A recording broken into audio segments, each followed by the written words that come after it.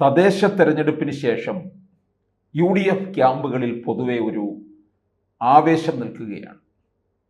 2021 നടന്ന നിരവധി ഉപതെരഞ്ഞെടുപ്പുകളിൽ കോൺഗ്രസിന് വലിയ മുന്നേറ്റം കുറിക്കാൻ സാധിച്ചു.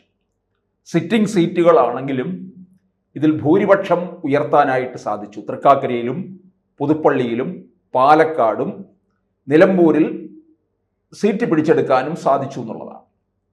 ഇതിൻ്റെ ഒരു ആവേശത്തിൽ നിന്നാണ് തദ്ദേശ തെരഞ്ഞെടുപ്പിലേക്ക് കടക്കുമ്പോൾ അവർ പ്രതീക്ഷിക്കാത്ത തരത്തിലുള്ള വിജയം നേടിയെടുക്കാൻ കഴിഞ്ഞത്. അതുകൊണ്ടാണ് അവരിപ്പോൾ അവരുടെ ക്യാമ്പുകളിൽ തന്നെ പൊതുവെ ഒരു ആവേശം ഉണ്ടായിരിക്കുന്നതും വയനാട്ടിലെ നേതൃ ക്യാമ്പിൽ പോലും പുതിയ ചില തീരുമാനങ്ങളോടുകൂടി അവർ രംഗപ്രവേശം ചെയ്തിരിക്കുകയാണ്. 100-ൽ 140-ൽ 100 എന്നൊക്കെ പറയുന്നുണ്ടെങ്കിലും 100-ൽ 140-ൽ ഒരു 85 സീറ്റെങ്കിലും അവർ പിടിച്ചെടുക്കും എന്നുള്ള കണക്കുകൂട്ടലല്ല, ദൃഢനിശ്ചയത്തോടു കൂടിയാണ് UDF മുന്നോട്ട് പോകുന്നത്. അതിൻ്റെ അടിസ്ഥാനത്തിൽ ഇപ്പൊ ഹൈക്കമാൻഡ് തന്നെ 3 പേരാണ് ഇവിടെ കേരളത്തിൽ പ്രവർത്തിച്ചുകൊണ്ടിരിക്കുന്നത്. 1 KC വേണുഗോപാൽ, 2 ദീപാദാസ് മുൻഷി, 3 തെരഞ്ഞെടുപ്പ് തന്ത്രജ്ഞനായ സുനിൽ കനഗോലു. ഇവർ 3 പേരുടെയും മേൽനോട്ടത്തിൽ നിന്നുകൊണ്ട് KPCC അധ്യക്ഷൻ സണ്ണി ജോസഫ്, അതുകൂടാതെ 3 വർക്കിംഗ് പ്രസിഡന്റുമാരും ഉണ്ട്. Shafi Parambil, AP Anilkumar, PC Vishnunath.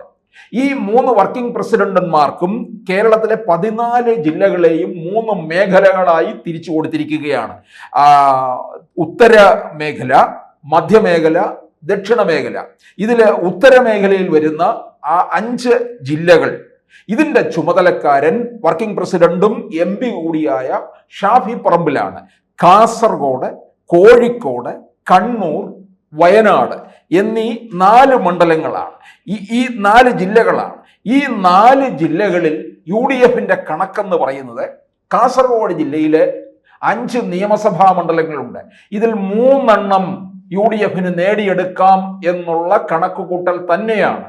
ആ ഒരു ദൃഢനിശ്ചയത്തോടു കൂടിയാണ്. CPMന്റെ രാഷ്ട്രീയ തലസ്ഥാനമായിട്ടുള്ള കണ്ണൂരിൽ 11 നിയമസഭാ മണ്ഡലങ്ങളുണ്ട്. ഇതിൽ 4 പിടിച്ചെടുക്കും എന്ന് കോൺഗ്രസ് തൻ്റെ ഇടത്തോടു കൂടി തന്നെ പറയുന്നുണ്ട്. കോഴിക്കോട് വന്നിട്ട് 13 നിയമസഭാ മണ്ഡലങ്ങൾ ഉള്ളതിൽ 8 ഇവർക്ക് പിടിച്ചെടുക്കാൻ കഴിയുമെന്നാണ് കണക്കുകൂട്ടൽ. വയനാട് ജില്ലയില് 3 നിയമസഭാ മണ്ഡലങ്ങൾ ഉള്ളതിൽ 3-ൽ 3 കോൺഗ്രസ് നേടിയെടുക്കും.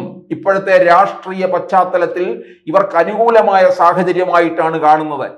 ഈ 4 ജില്ലകളിലായി 32 നിയമസഭാ മണ്ഡലങ്ങളുണ്ട്. അതിൽ 18 നേടിയെടുക്കാമെന്നാണ് UDFന്റെ ദൃഢനിശ്ചയം. ഇനിയിപ്പോൾ നമ്മൾ മധ്യമേഖലയിലേക്ക് പോയി കഴിഞ്ഞാൽ അതിൻ്റെ ചുമതലക്കാരൻ വർക്കിംഗ് പ്രസിഡന്റായ AP അനിൽകുമാറാണ്. വണ്ടൂർ MLA, മുൻ മന്ത്രി കൂടിയായിരുന്നു. അദ്ദേഹത്തിന് കൊടുത്തിരിക്കുന്നത് 5 ജില്ലകളാണ്: മലപ്പുറം, പാലക്കാട്, തൃശൂർ, എറണാകുളം, ഇടുക്കി. ഇതില് മലപ്പുറം എന്ന് പറയുമ്പോൾ നമുക്കറിയാം അത് ലീഗിന്റെ കോട്ട തന്നെയാണ്. 16 നിയമസഭാ മണ്ഡലങ്ങളുണ്ട്. ആ 16 നിയമസഭാ മണ്ഡലങ്ങളിൽ 16 നേടും എന്നാണ് തീർത്തും പറയുന്നത്. അത് ശരിയായിരിക്കാം. ലീഗിന്റെ ഒരു അധ്വാനം എന്ന് പറയുന്നത് വളരെ വലുതാണ്. അവർ നിശബ്ദമായി പ്രവർത്തിച്ചു കൊണ്ടിരിക്കും. അടുത്ത വരുന്നത് പാലക്കാടാണ്. പാലക്കാട് 12 നിയമസഭാ മണ്ഡലങ്ങളുണ്ട് പാലക്കാട് ജില്ലയിലെ. അവിടെ നമുക്കറിയാം കോൺഗ്രസിന് ആധിപത്യം ഉണ്ടെങ്കിലും BJP അവിടെ കടന്നു കയറിയിട്ടുള്ള ഒരു ജില്ലയാണ്. അതിൽ 12-ൽ 5 ഇടങ്ങളിൽ വിജയം ഉറപ്പാക്കാൻ കഴിയുമെന്നാണ്.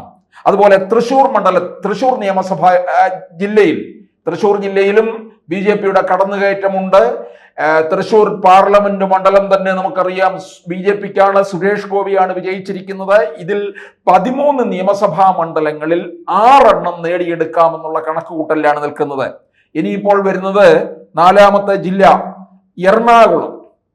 എറണാകുളം എല്ലാ കാലത്തും UDFന് അനുകൂലമാണ്. കേരളത്തിൽ LDF തരംഗം ഉണ്ടാകുമ്പോഴും UDFനെ പിടിച്ചു നിർത്തുന്നത്, കോൺഗ്രസിനെ പിടിച്ചു നിർത്തുന്നത് എറണാകുളമാണ്. 14 നിയമസഭാ മണ്ഡലങ്ങളുണ്ട്. ഇതിൽ 12 നേടിയെടുക്കാം എന്നുള്ള ഉറച്ച വിശ്വാസത്തിലാണ് കോൺഗ്രസ് നിൽക്കുന്നത്. 5ാമത് വന്നിട്ട് ഇടുക്കിയാണ്. ഇടുക്കിയിൽ 5 നിയമസഭാ മണ്ഡലങ്ങൾ ഉള്ളതിൽ 4 പിടിച്ചെടുക്കാമെന്നുള്ള കണക്കുകൂട്ടലുണ്ട്. ഇതിൽ ഇടുക്കിയാണ് UDF-ന് ഒരു സംശയം. അത് റോഷി അഗസ്റ്റിനാണ്. റോഷി അഗസ്റ്റിൻ ഒരുപക്ഷെ UDF-ലേക്ക് വന്നു കഴിഞ്ഞാൽ ഒരുപക്ഷെ വേറൊരു തരത്തിലേക്ക് ചിത്രം മാറും. അതും കൂടി നേടിയെടുക്കാമെന്നുള്ള കണക്കുകൂട്ടൽ UDF-നുണ്ട്. എന്തായാലും ഈ മലപ്പുറം, പാലക്കാട്, തൃശൂർ, എറണാകുളം, ഇടുക്കി, മധ്യമേഖല ജില്ലകളിൽ 60 നിയമസഭാ മണ്ഡലങ്ങൾ ഉള്ളതിൽ 43 UDF-ന് നേടിയെടുക്കാൻ കഴിയും എന്നാണ് അവർ ഉറച്ചു പറയുന്നത്.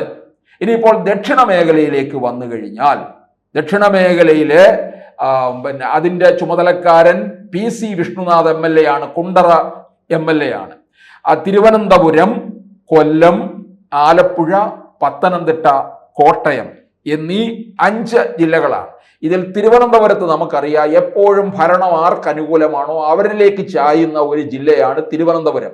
പക്ഷേ ഇക്കുറി അതിന് കുറെ മാറ്റം വരും. കാരണം തിരുവനന്തപുരം ജില്ലയിൽ തന്നെ BJP വലിയ ആധിപത്യം സ്ഥാപിച്ചു. തിരുവനന്തപുരം കോർപ്പറേഷൻ പിടിച്ചെടുത്തു. തിരുവനന്തപുരം ജില്ലയിൽ 14 നിയമസഭാ മണ്ഡലങ്ങൾ ഉള്ളതിൽ 4 ഇവർക്ക് നേടിയെടുക്കാൻ കഴിയുമെന്നുള്ള കണക്കുകൂട്ടൽ ഉണ്ട്. BJP-യുടെ ആധിപത്യം ഉള്ളത് കൊണ്ടാണ് ഇവർ 4ലേക്ക് ചുരുങ്ങുന്നത്. കൊല്ലം ജില്ലയിലേക്ക് വന്നു കഴിഞ്ഞാൽ അവിടെ തദ്ദേശ തെരഞ്ഞെടുപ്പിൽ കോർപ്പറേഷൻ പിടിച്ചെടുക്കാൻ കഴിഞ്ഞത് ഇവർക്ക് വലിയ വിജയമാണ്. 11 നിയമസഭാ മണ്ഡലങ്ങളാണ് കൊല്ലം ജില്ലയിലുള്ളത്. ഇതിൽ 6 അവർക്ക് അനുകൂലമായി തന്നെയാണ് നിൽക്കുന്നത് എന്നാണ് UDF അവകാശപ്പെടുന്നത്. ആലപ്പുഴ ജില്ലയിലേക്ക് വരുമ്പോൾ അവിടെ 9 നിയമസഭാ മണ്ഡലങ്ങൾ ഉണ്ട്. ആലപ്പുഴ ജില്ലയിലും ഈ തിരുവനന്തപുരത്തെ കാര്യം പറഞ്ഞതുപോലെയാണ്.